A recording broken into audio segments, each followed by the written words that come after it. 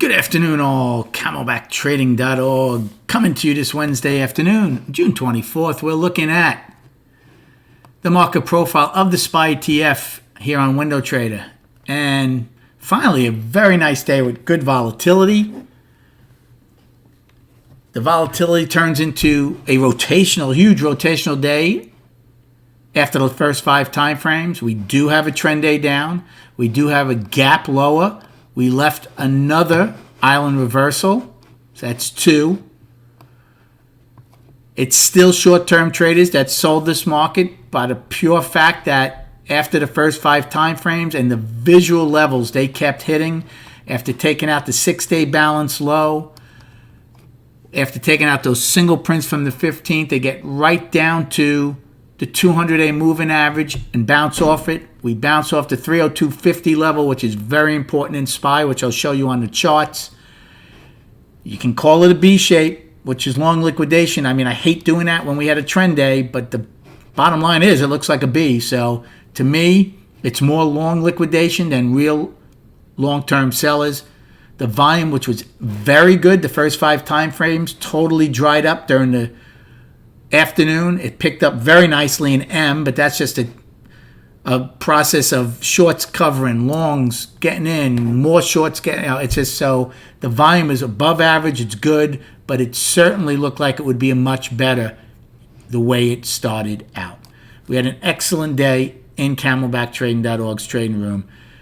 And the most important thing that we did today was stay and keep people out of trouble from catching a falling knife. This is the type of day, A through E, that ends careers. Plain and simple.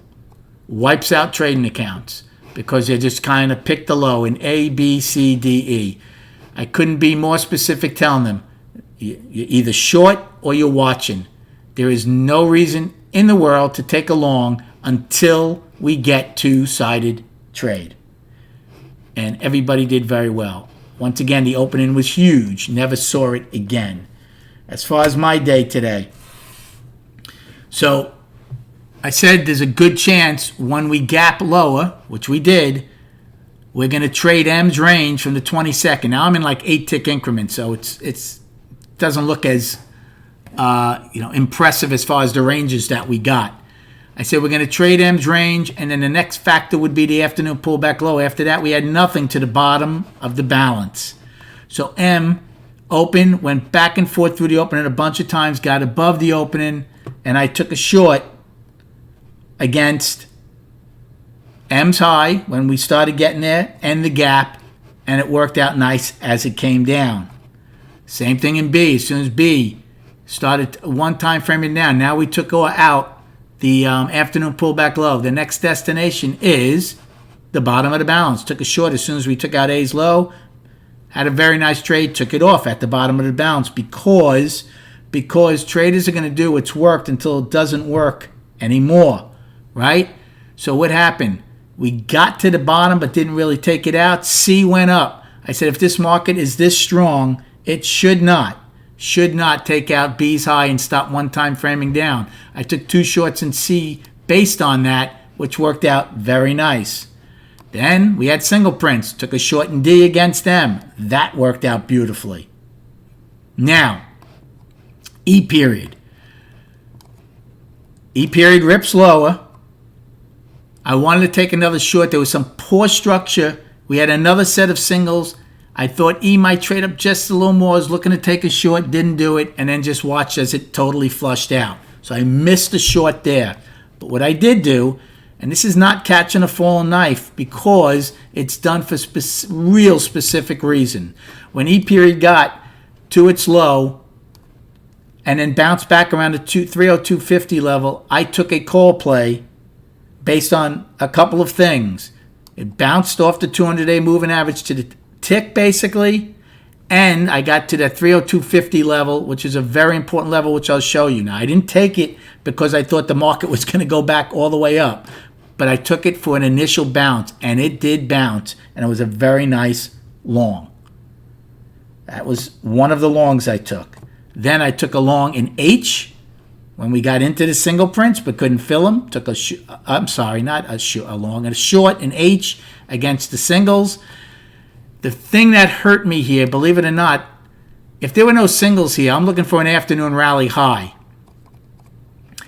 Because the singles were there and we got into them in both G and H, I thought maybe we would fill them. So I didn't take as big a short as I would have liked. It still worked out very nicely, but believe it or not, the singles actually handcuffed me personally because I thought we might fill them to get an afternoon rally high around here before we got into the other singles, and that's why I would have taken the big short. So I didn't take the size that I wanted to, but it still worked out very nice. J. I did 2 trades in J, 2 structured trades, both from opposite ends. J shot down, took out eyes low, left horrible structure above.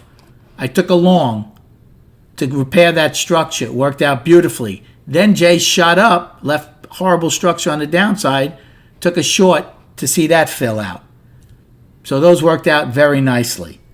And then in M opened. I took a short initially to get it back to POC. I should have taken it when M ripped up to just below L's high. That would have been beautiful risk reward there. Either out above L's high or out if those singles fill, because it just rolled over and came in. It came in $2 from that point. Didn't take it, but that's all right. I had a fantastic day. Nothing huge. The biggest I ever was 40 contracts, because the way this market was moving, you didn't have to be big. As long as you were right, you got some great movement out of it. So, turned out to be a very, very nice day. All right, let's go over destinations for tomorrow.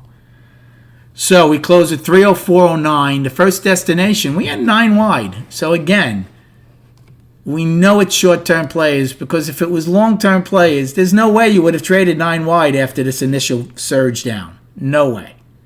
So short-term players. 304.52, 9 wide, first destination.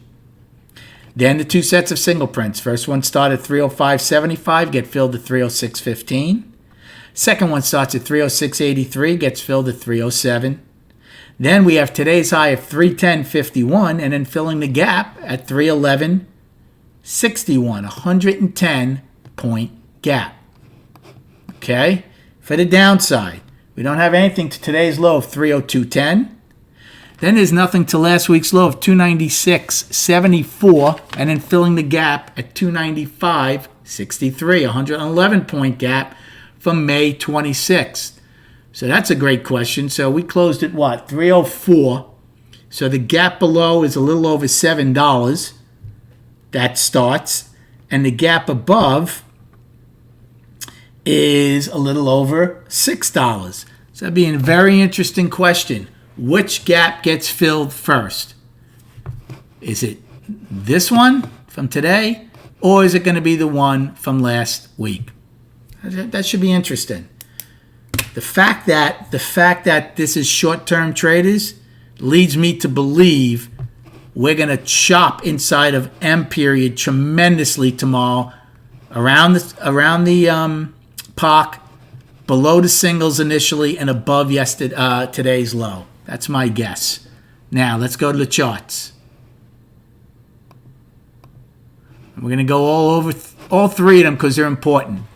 So the monthly, yes, we're one-time framing up for 2 months. We have 4 days to go in this month. We are now below not only March's high, but May's high of 306.84. Now, is it disastrous if we close below both of them? No. We're still one-time framing up. However, you'd like to stay above them and stay out of that balance to have a better chance of getting back to this month's high, right? Obviously, if you close below March's high and May's high, well, then you're going to have a good chance of possibly taking out June's low, which right now is last week's low as of now. So it's still healthy though. Weekly. 2 days to go in the week. Now, if this was only short-term traders, well, then I don't doubt we consolidate tomorrow. And I don't doubt that we possibly have an inside week. If this was long-term money, they should have just kept going. Look at the visual spot we stopped at. Remember? Before that huge melt up to our all-time high, this was a huge balance area. 302.50. I just rounded it out. I know it's 302.63, but 302.50, very important level to me. Yeah, we got below it today by 40 cents, and we stayed there for one time frame. Not even. We bounced right out of it. Why is that so important? Well, it's very important because if you get accepted back into this huge balance here, well, then guess what? 287 will be your next destination. So I think it's important for the bulls to stay above that for the rest of the week. And I hope we do, because I'd like to have an inside week to get a better idea of what we do going into next week. And then the daily. Remember I said we can't look at anything on the weekly or monthly till the daily gets its act together, what it wants to do. Well, what did it do? It came out of a 6-day balance to the downside with some pretty good vengeance this morning. I'm not crazy the way it finished, because it just tells me it's more short-term traders. Look at the way we bounced. Do you think this is mechanical? The way we bounced off the 200? To the T, basically. Bounced off it. Gap still holding. Reversal, right? Island reversal. Same here. Gap still holding. That's still pretty negative for the bulls.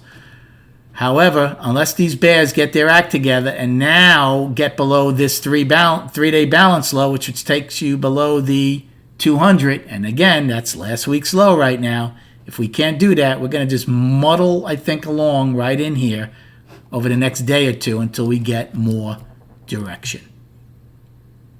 I hope you had a good day today. Come check us out at camelbacktrading.org. Have a great night, and I'll speak to you prior to the opening tomorrow.